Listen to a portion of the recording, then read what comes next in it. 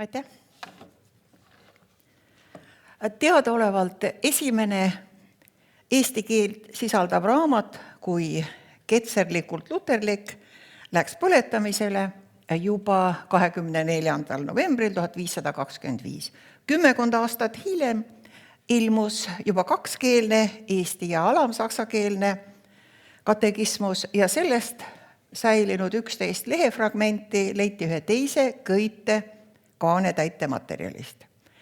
500 aastat hiljem on raamatute köitmisest ja köitekunstist kujunenud väga oluline osa Eesti kultuuriloost.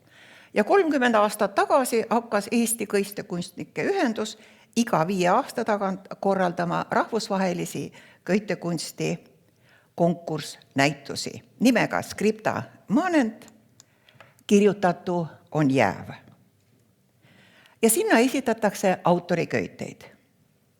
Köitekunstnikud saavad väljendada ennast erinevates köitmisviisides ja materjalides ja lennukates kompositsioonides, mitmekesistes dekooritehnikates. Lisaks aga toimub ka köitekunsti konverents, mille teemade valdkond aina laieneb. Näiteks tänavune Scripta Manent 7 kandis pealkirja In principio sõna Arvo Pärdi muusikas ja konverentsi pealkiri oli Minu sõna on heli ja mõlemad olid pühendatud Arvo Pärdi juubelile. Arvo Pärt on öelnud, tsiteerin, Minu sõna on heli. Ehkki ma olen arvamusel, et ka heli peaks lõpuks olenema sellest, mida sõna selle kõige sügavamas tähenduses määrab. See sõna, mis oli alguses.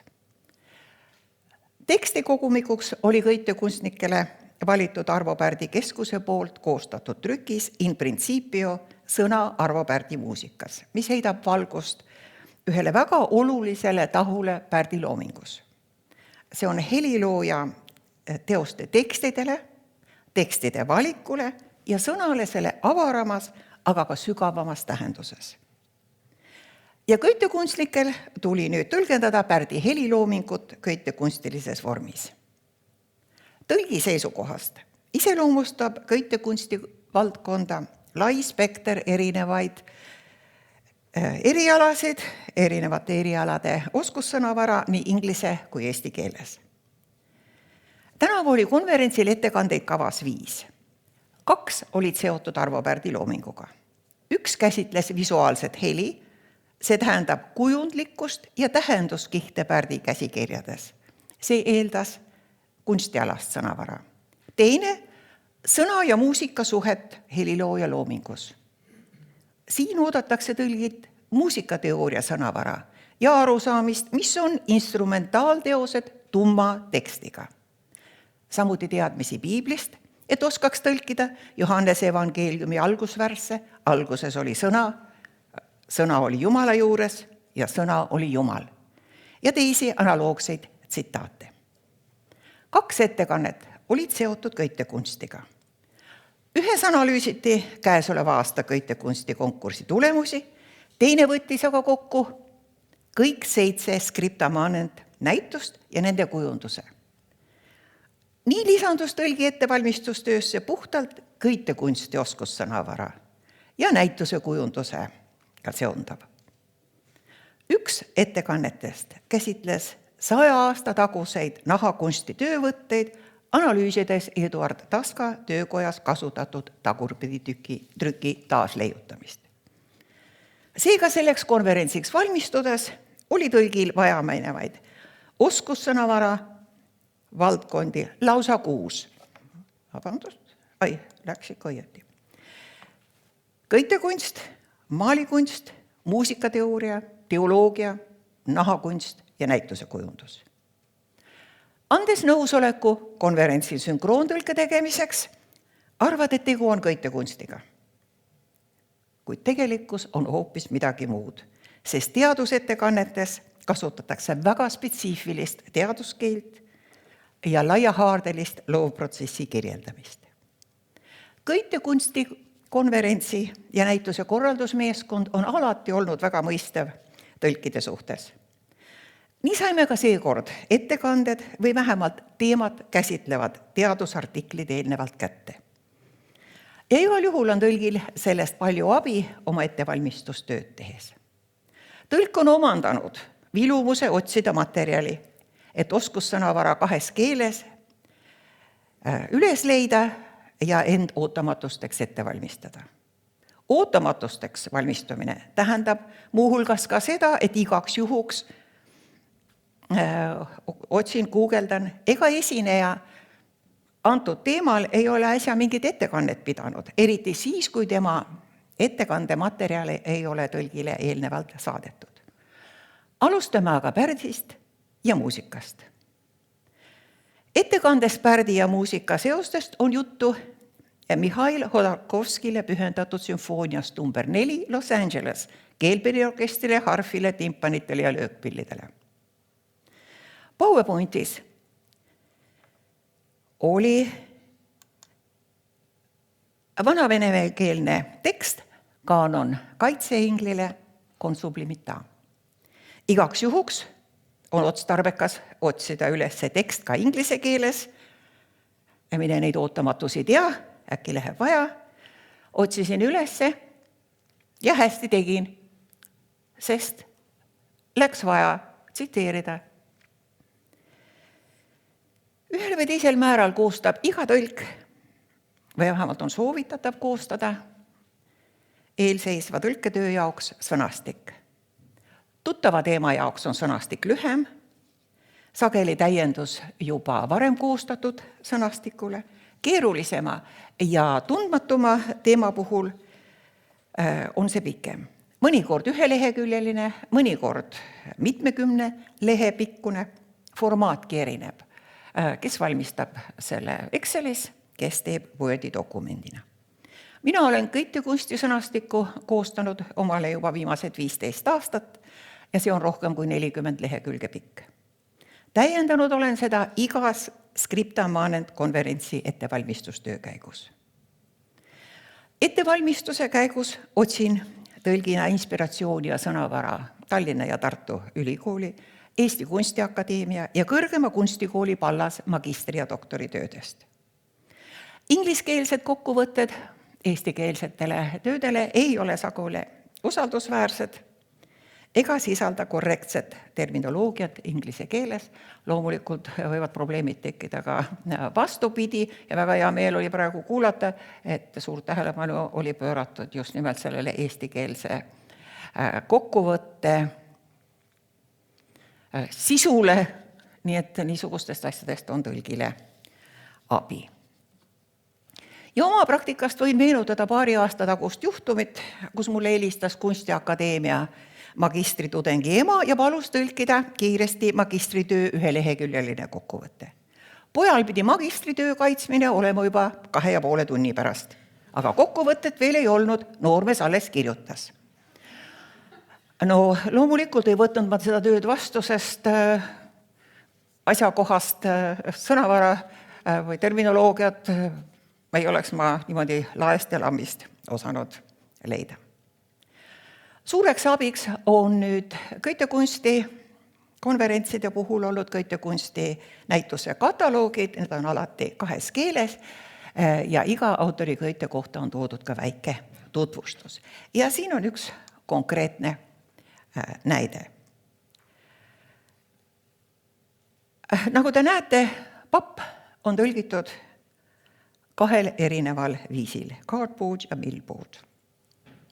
Aga mida teeb tõlk?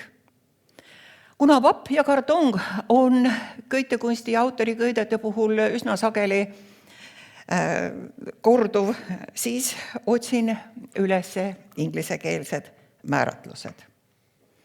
No siin tundub asi klaar ja sellest on ka ilmselgelt näha, et papp ja kartong ei ole mitte üks ja sama asi, ei ole üksteisele sünonüümid.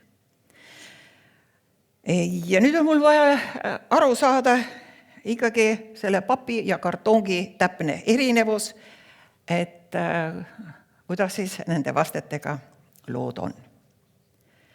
Konsulteerin õssi ja eesti keele seletava sõnaraamatuga ja kõik tundub olevat arusaadav, mis on mis. Sõnaveebi ma tavaliselt ei kasuta, aga igaks juhuks heidan pilguga sinna ja pilt on segane. Tundub, et mõlemad on inglise keeles sõnaveebi sokutatud cardboardina. Ei lähe mitte. Siis vaatan raamatukogu sõnastikku ja sellest on rohkem abi. Vähemasti seal on välja pakutud ühes kohas ka millboard, mis juba inglisekeelsest definitsioonist oli mulle abiks. Ja kuna pappköitevasteks on ka igal pool millboard binding, siis jõuan järeldusele, et millboard on papp ja cardboard on kartung. Seega tõlk peab alati kriitiliselt suhtuma oma varasematesse sõnastikesse, sest keel areneb, arusaamad muutuvad ajas ja loomulikult vahetuvad ka ettekandjad. Aga vaatame veel ühte näidet. Tekst on papp.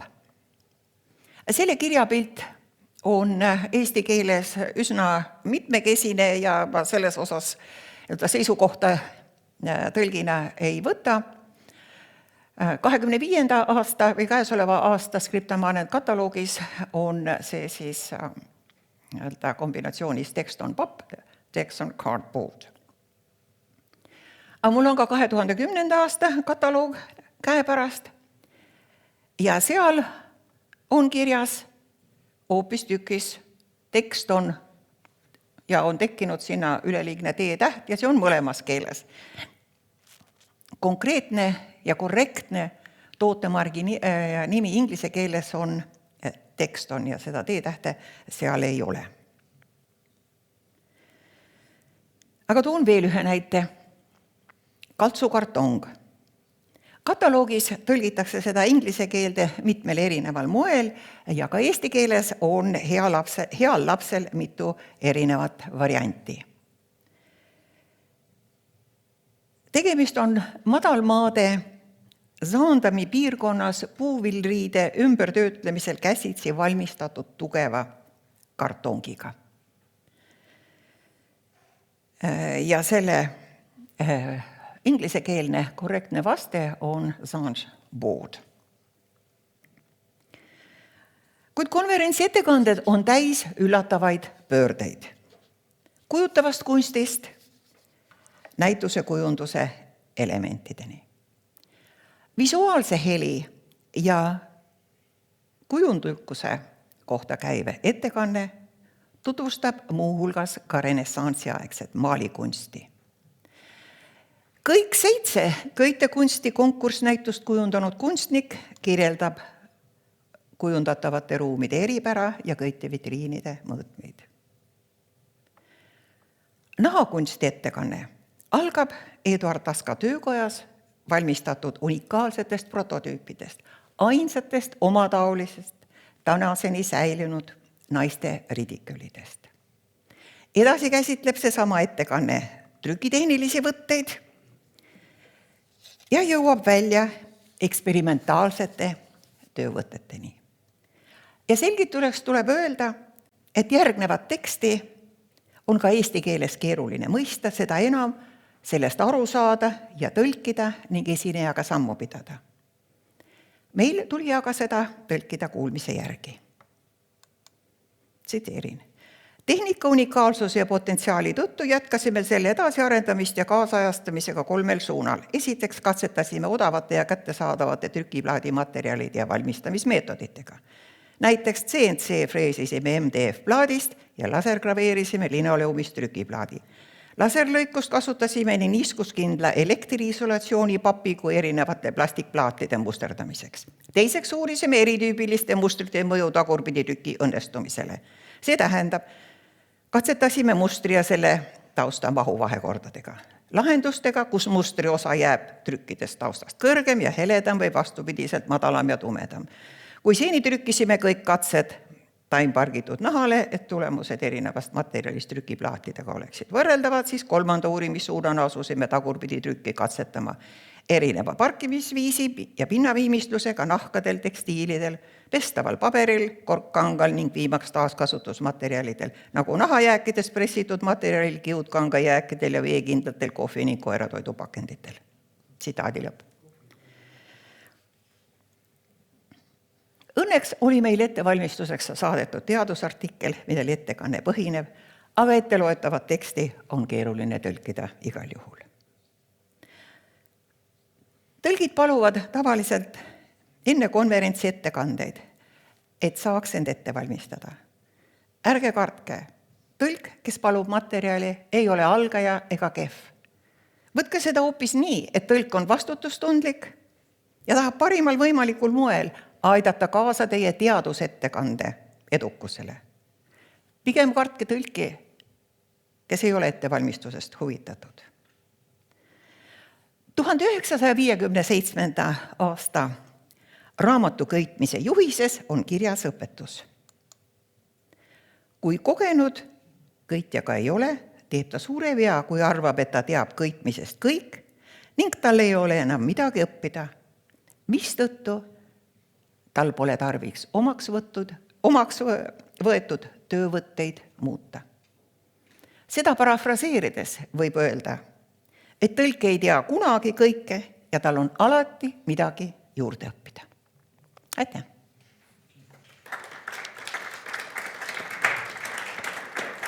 Suur tänu Karin Sipulale huvitava ettekande eest, et ootame saalist küsimusi.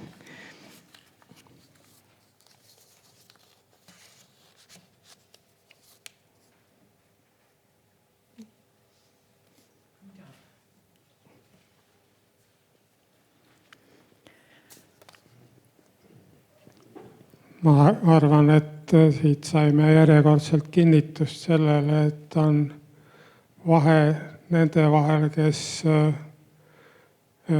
pühenduvad oma tööle ja nende vahel, kes arvavad, et midagi pole juurde õppida. Ja alati on hea teha koostööd nendega, kes on asjatundlikud ja arvavad, et neil on kasu ka koostööst. Aga mul on ka küsimus nüüd nende näidete peale, mis siin oli tihedaid tekstilõike ja ühes ja samas ettekandes tuleb sisuliselt mitmest erialast juttu ja neid peab tõlkima, et kui tihti üldse õnnestub saada vähegi ammendavat eelmaterjali tõlgil. Aitäh! See tegelikult sõltub. Vahepeal tundus, et üha rohkem ja rohkem ja nüüd millegipärast tundub üha vähem ja vähem. Väga sageli öeldakse, et ma improviseerin. Aga teate, väga vähe esinejaid on, kes läheb lavale ja ei ole ette valmistanud ja hakkab improviseerima. Tavaliselt ikkagi tuleb ka PowerPoint välja ja näiteks just eile oli konkreetne rahvusvaheline näide, kus anti juba pool tundi peale ürituse lõppu siiski veel lõpusõnadeks ja selgus, et seal oli veel 36 slaidiga PowerPoint. Nii et üllatusi on ja igal erialal on oma spetsiifika, paindlikkus aitab, leplikkus ka, elu on nagu olu on. Ja kui inimene ei taha materjali anda, siis nii on ja ongi kõik. Ja vahel öeldakse ka seda, et ma ei taha, et need minu mõtted leviksid. No kui ei, siis ei. Aga paratamatult tõlk hakkab ikka levitama neid, aga siis juba on teine olukord. Võib-olla on veel huvilisi, kes sooviksid diskussiooni siseneda.